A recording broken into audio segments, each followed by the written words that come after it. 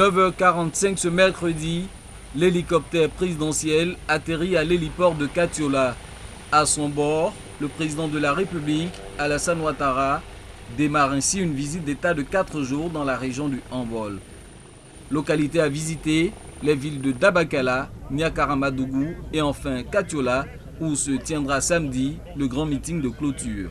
Cette visite d'État, je l'avais programmée depuis bien longtemps, mais nous avons été très pris avec la situation que nous avons trouvée à l'issue de la crise post-électorale. Et c'est pour cela que nous venons avec un peu de retard, comme ça a été le cas dans le ZI. Mais nous sommes particulièrement heureux d'être là. Tout le monde connaît ma proximité avec Katiola, avec Dabakala et avec Niakara. Kong n'est pas très loin d'ici. C'est un bonheur de retrouver mes parents et de voir ce que le gouvernement a pu faire et aussi de les écouter, de voir qu'est-ce que nous pouvons faire à partir donc, de maintenant jusqu'en 2020, 2025, 2030. Il faut que le travail continue le plus longtemps possible pour que donc, cette région qui a connu beaucoup de retard, cela puisse être rattrapé. Les populations du Hambol savent qu'elles peuvent compter sur moi. Elles connaissent mon attachement à cette région. Je suis là pour quelques jours et vous verrez un peu les résultats de ce que nous avons fait et de ce que nous comptons faire dans les prochaines années. La dernière visite d'un président en exercice à Katiola remonte à 1979. Au programme de cette première journée de la visite d'État dans le Hambol, un conseil des ministres qui se tiendra à la préfecture de Katiola, suivi dans l'après-midi de la mise sous tension du quartier moderne de Katiola.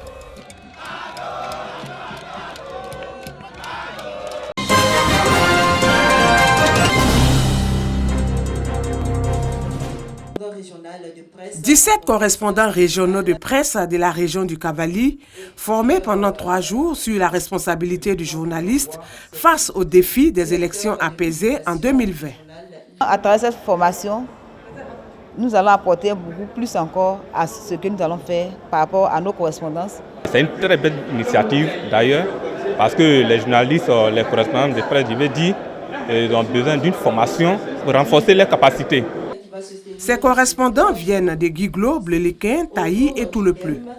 Une initiative du Conseil régional du Cavali qui vise à inculquer aux correspondants la culture de la responsabilité à travers l'éthique et la déontologie. Ce séminaire revêt à mes yeux une importance indéniable pour la Côte d'Ivoire tout entière et spécifiquement pour notre région du Cavali au regard des enjeux, des échéances électorales et de la cohésion sociale que tous les acteurs locaux s'attellent à consolider quotidiennement. D'autant qu'en permettant de renforcer les capacités de nos correspondants locaux, il leur permettra de se disposer davantage à contribuer pleinement à l'amélioration d'un climat électoral apaisé. En tant que correspondant de presse, vous avez la chance de vivre au quotidien avec les forces vives de la nation et d'être vous-même de ces forces. Vous comprenez donc la place importante que vous occupez au cœur de la nation. L'information qui vient de vous est celle qui alimente les pages des journaux de la presse nationale et même internationale, des radios et télévisions nationales.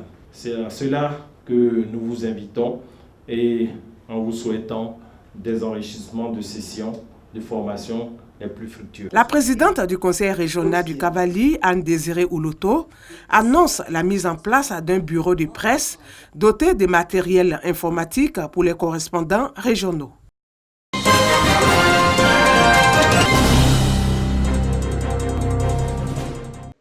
De nouveaux prix Ramedsi pour l'année 2020. Ce sont le prix Ramedsi contre l'orpaillage clandestin impliquant les enfants et celui de la lutte contre les violences faites aux enfants. Selon Michel Mambo, vice-présidente du réseau, ces prix visent à promouvoir une pratique journalistique de qualité en privilégiant les grands genres journalistiques. Il s'agit de contribuer à travers les médias à sensibiliser la société dans toutes ses composantes contre le fléau touchant les enfants. Pour cette première édition, le prix Ramedsi contre l'orpaillage clandestin impliquant les enfants est réservé aux correspondants régionaux qui, selon les initiateurs, sont plus proches des populations. La vice-présidente du réseau a aussi rappelé l'engagement du Rabelsi pour le bien-être des enfants. Elle invite donc les acteurs des médias, les parents et toute la société civile à davantage de vigilance au respect des droits des enfants.